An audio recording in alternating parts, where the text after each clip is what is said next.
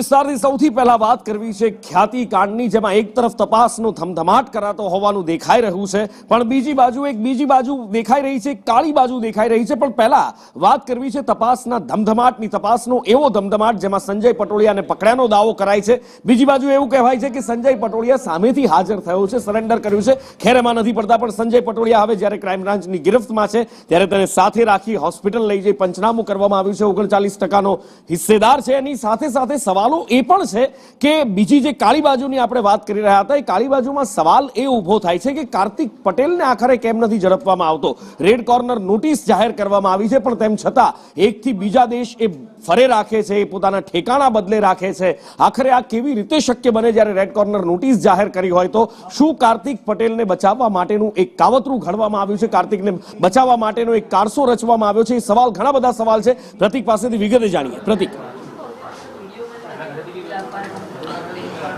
નુપુર, ખ્યાતિ multi scam hospital કાંડે સમગ્ર દેશભરમાં ચકચાર મચાવ્યો છે અને આ કેસ વધુ મજબૂત થાય તેના માટે ક્રાઇમ બ્રાન્ચ છે તે નાના પુરાવા એકત્ર કરીને આરોપીઓ સામેનો સિકંજો કસી રહ્યા છે. હાલ આરોપી સંજય પટોલિયાને લઈને ક્રાઇમ બ્રાન્ચની ટીમ ખ્યાતિ હોસ્પિટલ પહોંચી છે અને ડિરેક્ટરની ઓફિસમાં જ તપાસ કરવામાં આવી રહી છે.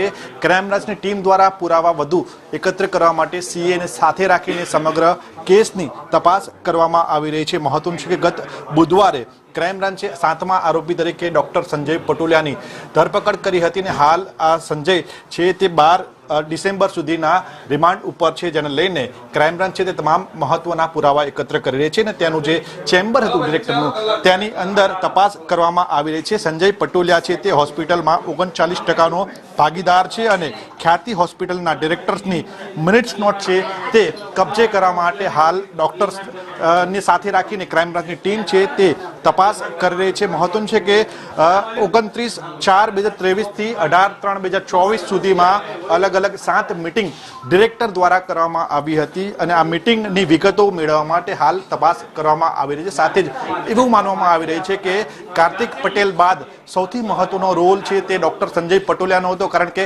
કાર્તિક પટેલ મહદ અંશે બહાર રહેતા હતા ત્યારે તેમની ગેરહાજરીમાં તમામ આદેશ આપવાનું તેમજ કેમ્પ યોજવાનું કામ છે તે સંજય પટોલિયાના આદેશ બાદ થતું હતું અને આ જ ક્રમથી ક્રાઇમ બ્રાન્ચની ટીમ છે તે હાલ સંજય પટોલિયાના કેબિનમાં અલગ દસ્તાવેજો ચકાસી રહી છે અને વધુ પુરાવા મજબૂત એકત્ર થાય તેના માટે તપાસ હાથ ધરી રહી છે. મહત્વનું છે કે નુપુર, આ કેસમાં હજુ સુધી કાર્તિક પટેલ અને રાજશ્રી કોઠારી હજુ પણ ફરાર છે, જેમને પકડવા માટે ટીમ અલગ કાર્યરત છે. જો કે જે આરોપીઓ ઝડપાઈ ચૂક્યા છે તે આરોપીઓ પર કાયદાનો સકંજો વધુ મજબૂત થાય તેના માટે તમામ પુરાવા છે તે એકત્ર કરાઈ રહ્યા છે, જેના જ ભાગરૂપે આજે ક્રાઇમ બ્રાન્ચની ટીમ છે તે ખ્યાતિ હોસ્પિટલ પહોંચી હતી અને હાલ સંજય પટોલિયાને સાથે રાખીને તેમના જે કેબિન છે, ચેમ્બર છે, તેમાં તપાસ કરવામાં આવી રહી છે. તમામ જે ડોક્યુમેન્ટ્સ છે તે ચકાસણી કરવામાં આવી રહ્યા છે.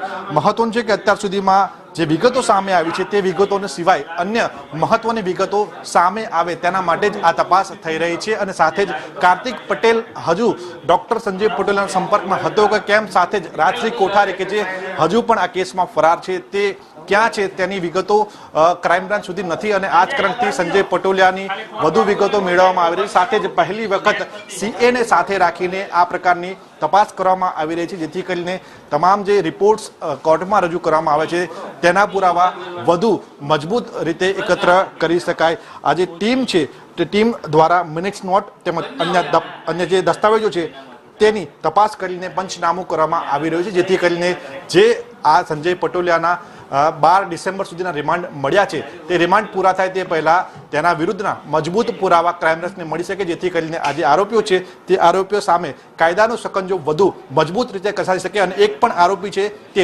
નિર્દોષ ન છૂટે તેના માટેની હાલ તજવીજ છે તે ક્રાઇમ બ્રાન્ચ દ્વારા કરવામાં આવી રહી છે.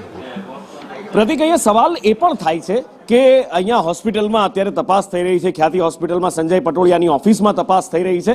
સવાલ થવો એ સ્વાભાવિક છે કે અહીંયાથી ડોક્યુમેન્ટ મળવાની શક્યતા કેટલી, કારણ કે એક બાજુ સંજય પટોળિયા હાજર થયા છે કે એમને ઝડપ્યા છે એ સવાલ પણ છે. ઘણી બધી એવી બાબતો છે આ કેસની અંદર કે જે ઈમાનદારી પર શંકા ઉપજાવે, જે કાર્યદક્ષતા પર સવાલ ઉઠાવી રહી છે. પીએમ રિપોર્ટ હજી મૃતકોના નથી આવ્યા, ત્યારે આ હોસ્પિટલ સીલ કરવામાં નહોતી આવી તો જે ડિઝાયર ડોક્યુમેન્ટ છે, જે ડોક્યુમેન્ટની તપાસ થઈ રહી છે અથવા શોધખોળ થઈ રહી છે, એ સંજય પટોળિયાની હોસ્પિટલમાંથી સગે વગે નહીં થયા હોય એની પણ શું ખાતરી?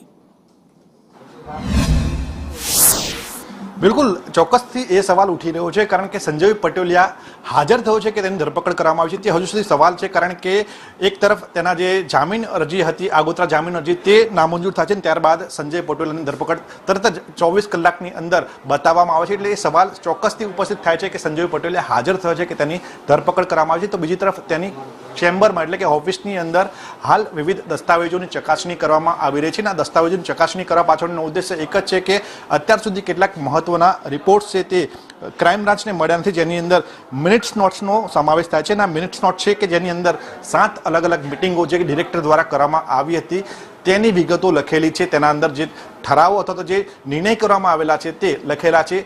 જે મિનિટ નોટ જો ક્રાઇમ બ્રાન્ચને મળી શકશે તો ચોક્કસથી તેની અંદર મહત્વના પુરાવા મળી શકશે અને આ મિનિટ નોટ માટે જ હાલ તપાસ કરવામાં આવી રહી છે. જો કે એ પણ સવાલ છે કે આટલા દિવસ વીતી ગયા પછી જો આ તપાસ કરવામાં આવી રહી છે, દસ્તાવેજોની તપાસ કરવામાં આવી રહી છે તો આ દસ્તાવેજો સાથે ચેડા પણ થઈ શક્યા હોત અથવા તો આ દસ્તાવેજો ક્યાંક ગુમ થયા હોય તેવી પણ શક્યતાઓ છે. જો કે પરંતુ આ તમામ શક્યતાઓની વચ્ચે ક્રાઇમ બ્રાન્ચની ટીમ છે હાલ સંજય પટોલિયાની ઓફિસમાં તપાસ કરી રહી છે અને મહત્વના પુરાવા એકત્ર કરવા માટેની તજવીજ હાથ ધરવામાં આવી છે જેથી કરીને આગામી દિવસોમાં જ્યારે આરોપીને કોર્ટમાં રજૂ કરવામાં આવે ત્યારે એક પણ કડી એવી બાકી ન હોય કે જેના ઉપર તપાસ ન થઈ શકી હોય.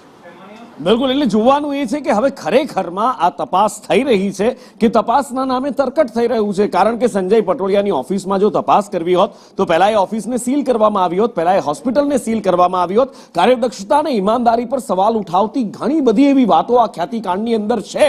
કારણ કે પીએમજયના અધિકારીઓ જે કર્મચારીઓ જેમની કોઈ પૂછપરછ કરવામાં નથી આવી, જેમની કડક હાથે કોઈ પૂછપરછ નહીં, કોઈ અટકાયત નહીં, કશું જ નહીં. એની સાથે મેડિકલ કાઉન્સિલને પણ હજી સુધી જવાબ નથી આપ્યો, એની પણ કાર્યવાહી નથી કરવામાં આવી. એટલે ઘણા બધા સવાલો ઉઠે છે કે આ કાર્યવાહી છે કે માત્ર દેખાડો છે. આશા રાખીએ કે દેખાડો ના હોય, ઈમાનદાર કાર્યવાહી હોય રાજશ્રી કોઠારી અને કાર્તિક પટેલ પણ જલ્દી ઝડપાય અને જલ્દીથી એ તમામ મૃતકોને ન્યાય મળે જેમના હૃદય ચીરી નાખવામાં આવ્યા હતા.